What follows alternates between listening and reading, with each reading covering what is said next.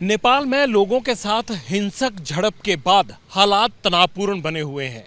Curfew लगाया गया है जगह जगह, लेकिन बावजूद उसके लोग चल फिर रहे हैं और जहां उनका दिल करता है वहां पर छोटी छोटी संख्या में इकट्ठे भी हो रहे हैं। हालांकि सुबह से लेकर अभी तक कोई भी बड़ी अप्रिय घटना नहीं हुई है। मैं इस वक्त काठमांडू में सिंह दरबार में मौजूद हूं और मेरे पीछे जो आप ये छावनी नुमा इलाका देख रहे हैं, यहीं से पार्लियामेंट चलती है, प्रधानमंत्री का कार्यालय है और यहाँ आसपास के तमाम इलाकों में बाकी के मंत्रालय हैं, डिपार्टमेंट हैं, सुप्रीम कोर्ट है और जितने भी सरकारी दायरे होते हैं वो सब इसी इलाके से चलते हैं, इसीलिए इसको सिंह दरबार कहा जाता है।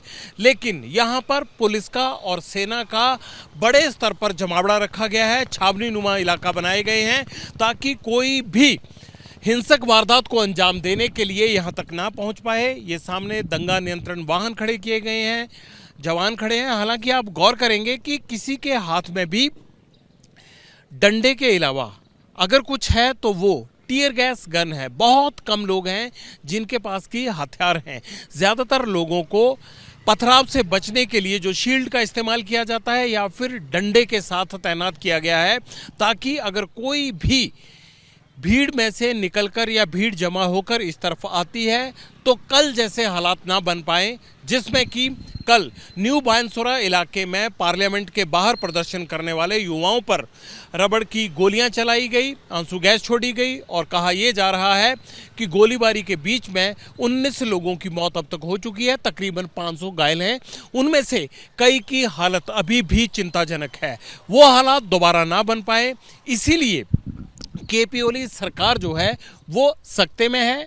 हम ये कह सकते हैं कि भारी दबाव में है। सोशल मीडिया पर लगाए गए बैन हटा लिए गए हैं। अब चाहे व्हाट्सएप हो, फेसबुक हो, इंस्टाग्राम हो, एक्स हो या बाकी तमाम जितने भी सोशल मीडिया प्लेटफॉर्म हैं वो नेपाल में काम कर रहे हैं, लेकिन लोगों के मन में अभी भी गुस्सा दबा नहीं है। दरअसल ये लड़ाई सोशल मीडिया की नहीं है, ये लड़ाई सोशल मीडिया के माध्यम से केपी ओली सरकार के भ्रष्टाचार को उजागर करते हुए उस पर संगीन आरोप लगाने की आम जनताओं की, आम लोगों की, युवाओं की और सरकार के बीच में और सरकार के अंदर से जो निकला हुआ भ्रष्टाचार है उसको लेकर जन जन तक पहुंचाने की एक लड़ाई है। खास बात यह भी है कि इस बार नेपाल के चाहे वो सीनियर सेकेंडरी स्कूल के छात्र हों, हाई सेकेंडरी स्कूल के छात्र हों या फिर कॉलेज और यूनिवर्सिटीज़ में पढ़ने वाले युवा हो, वो सब इस प्रदर्शन में शामिल हुए हैं।